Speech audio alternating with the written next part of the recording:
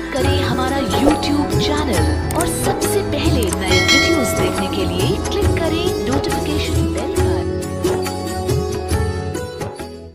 क्योंकि कलयुग के अंदर परमात्मा ने ये तत्व ज्ञान का डंडोरा पीटना था और अपनी पुण्यात्माओं को निकालना है। तो इसके लिए जो हमें आधुनिक वैज्ञानिक लोगों ने जो आधुनिक इंस्ट्रूमेंट बनाए हैं, ये उपकरण अपने काम आएंगे। रागनी गानिए खूब तबले पीटे और फिल्म बना रखी है। फिल्म एक तो एक न्यारी बन जाती है, बड़े बड़े बढ़िया बढ़िया गाने, नाचने गाने, बहुत अच्छे अच्छी बकवादियाँ बन रखी हैं। अब उन फिल्मों को देख करके एक फिल्म में 2 बार देख ले आदमी, तीसरा देखने जी नहीं करे, छक ले, फिर नई चाहिए उसने। और ये एक वही फिल्म अब बनाई जा रही है। अब ये परमात्मा की जो सीडी भरी जा रही तत्व ज्ञान की, इसने 1000 बार देख लेना, दूनी प्यारी लगेंगी। क्योंकि ये साथ में अंतःकरण को साफ करता है।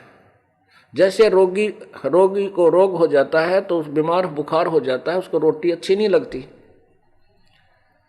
और रोटियों के साथ साथ उसको कैप्सूल भी खिलाए जाते हैं, कुनीन की कड़वी गोलियां खिलाई जाती हैं। वो उसके रोग को स्वस्थ कर देती हैं, रोग को काटती रहती हैं, और फिर वो खाना ठीक खा लेता है।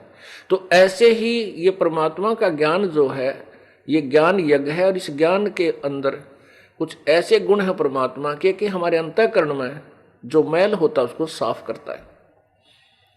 इसलिए रुचि बनी रहती है। और वो फिल्म आप 2 बार देख लो, तीसरा सुनने जी ना करे, नुका छोड़ इस गाना, दूसरा चैनल बदले। तो इस तरह ये भी हमने लाभ मिल गया। तो ये दास सबको चाहता है कि प्रत्येक बार इस सत्संग स्थल पर श्रोता बदलते रहते हैं। कुछ पुण्यात्मा वही रहती हैं, उन्होंने भी परमात्मा का लाभ बार बार सुनने से आनंद आता है। यदि आनंद नहीं आता है तो उनके गड़बड़ होगी। जैसे इंसान स्वस्थ है तो उसको सुबह भी भूख लगती है और शाम को भी अच्छी भूख लगती है, और रोटी भोजन रुचिकर लगता है।